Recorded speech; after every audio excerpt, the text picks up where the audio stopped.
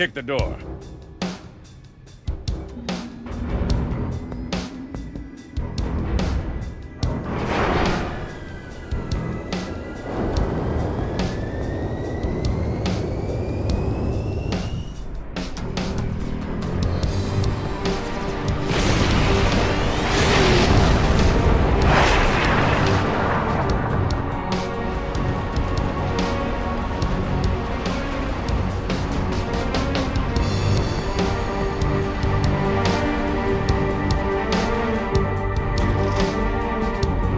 Hocus?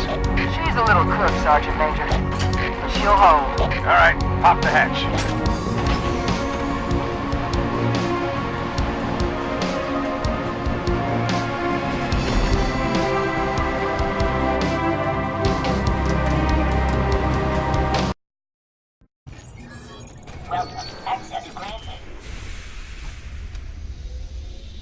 Welcome to HQ.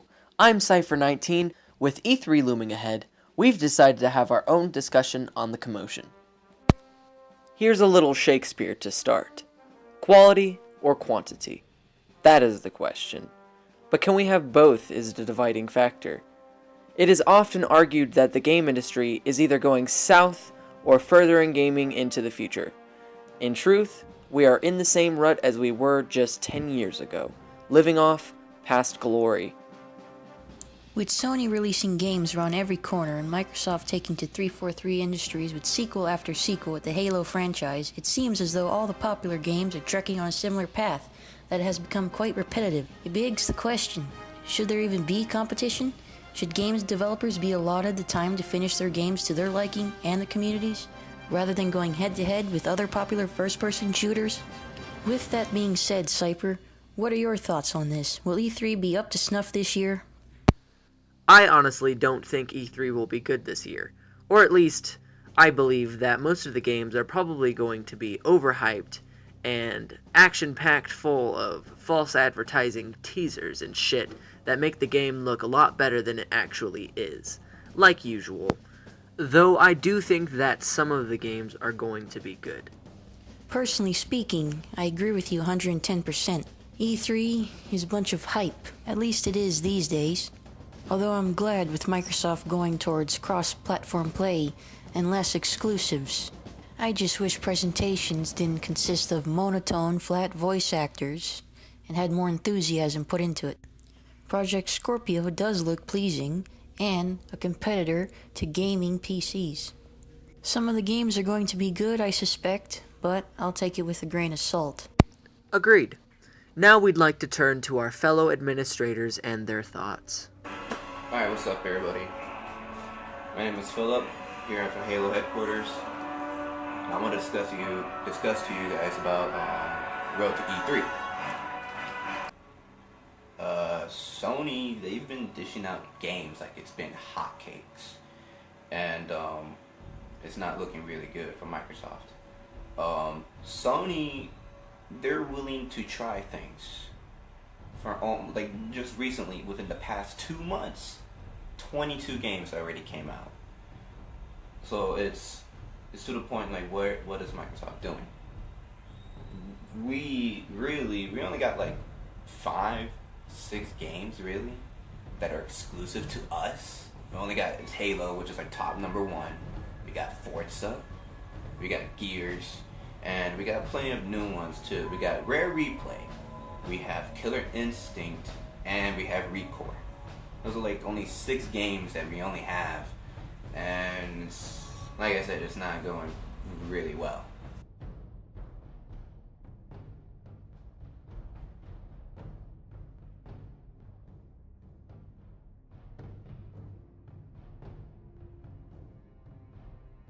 Well, there seems to be a reoccurring theme. With Microsoft needing to step up their game, ad campaigns seem to be especially crucial to garner attention and hype. But, as stated previously, it is inevitable that what will be presented isn't what we'll be receiving in the actual game. No Man's Sky, Halo 5, and Destiny are just 3 examples of this. No Man's Sky creator, Sean Murray, answered in a number of interviews yes when prompted as to whether or not a player could interact with other players in the game. In reality, You could not, because there was and is no multiplayer.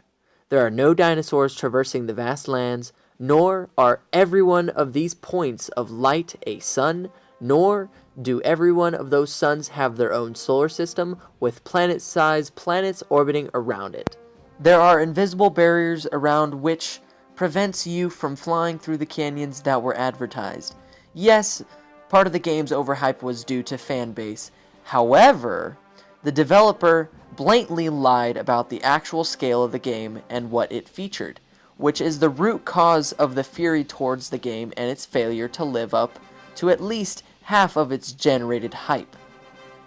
As for Halo 5, I'm sure we're all aware of the Hunt the Truth ad campaign and the 50-50 split campaign between Master Chief and Spartan Locke that was promised.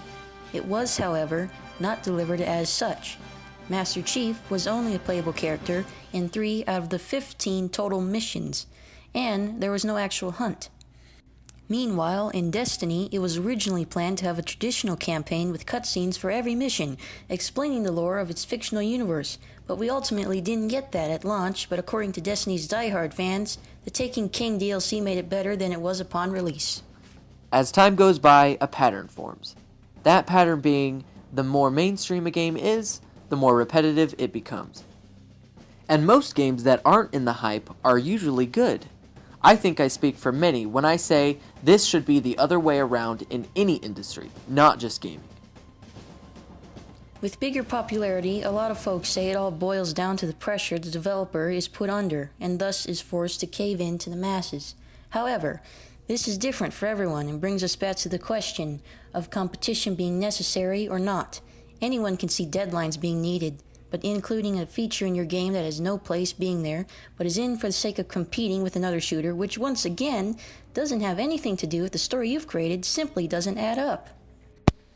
In short, competition should make sense, otherwise it has no place. It's like putting an MMO up against a basic first-person shooter. Of course the MMO is a bigger game with a large array of expansive environments to explore. 343 Industries seem to have caved in that pressure with Halo 5. The outcry at Cortana's nude form in Halo 4 leading to her strikingly different appearance in Halo 5 is proof of that. Indeed, a more assertive approach towards every uproar would serve them better in the long run. Moreover, the gaming industry today feels locked in with microtransactions and paid DLC. Activision's Call of Duty pushes this heavily. Destiny already had the same input. Will its sequel suffer the same fate, seeing as most of the game revolved around DLC? We shall see. In other news, Microsoft has reportedly extended their presentation time. If they have more than 90 minutes of material to showcase, it could be how their way of stepping up their game as exclusives become limited. Microsoft has been advocating for cross-platform play between the Xbox, PC, and PlayStation.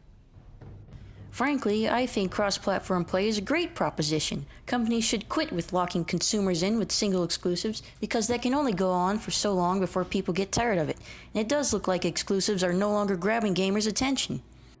I say, if cross-platform play can't be done, which it can, it's just up to the executives, we should instead direct our efforts towards a universal platform, uniting everyone under one roof, officially ending the console wars. Speaking of console wars and exclusives, the current $60 price point for the unfinished games that get released these days is overpriced. Add in the cost of DLC and the total skyrockets.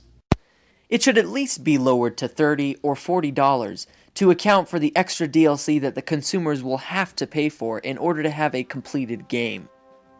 And that wraps up a hefty discussion for HQ's Road to E3. Join us next week on a new series of ours called Aftermath, where we talk about all things gaming and more.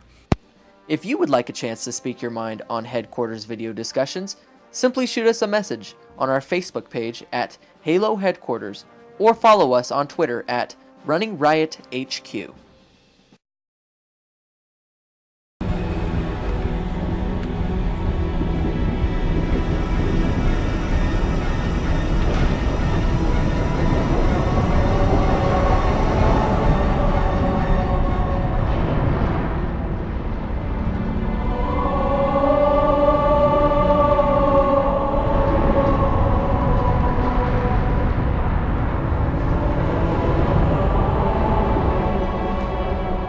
replacement. The ring you destroyed. When did you know? Just now. But I had my hopes. What will you do? Light it. Then we are agreed. A tactical pulse will completely eradicate the local infestation. I will personally oversee the final preparations, though it will take time to fabricate. How will you light it?